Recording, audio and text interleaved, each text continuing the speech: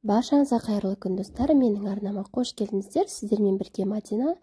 Бүгін сіздермен бірге маркапча салатының бір жасағаннан ақ мінсіз боп шығатын ең сәтті рецептерінің бірімен бөлісетін боламын. Менімен бірге соңына дейін болып, арнама тіркелмеген болсаңыздар тіркеліп, лайк басып, өз ойларыңызды қалдыра отырыңыздар. Ол үшін бізге орташа көлемдегі 2 дана сәбіз қажет болады. Сәбіздерімізді ашып тазалап, арнайы сәбіз өткізетін теркадан, яғни өткіштен өткізіп аламыз. Описание бөліміне толық рецепттің құрамын жазатын боламын. Сол жерден кіріп қарай аласыздар. Сәбіздерімізді толықтай өткіштен өткізіп алдық. Енді үстіне ұсақтап туралған сарымсағымызды, яғни чесногымызды қосамыз.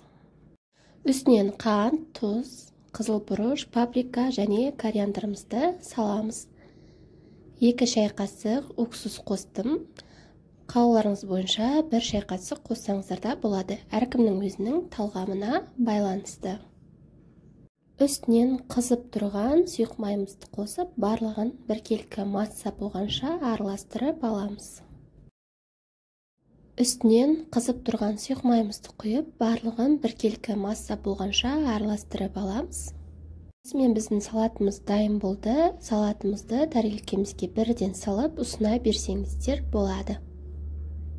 Міндетті түрде осы рецепт бойынша жасап көруге кеңес беремін, өйткені бір жасағаннан ақ мінсіз болып шығады.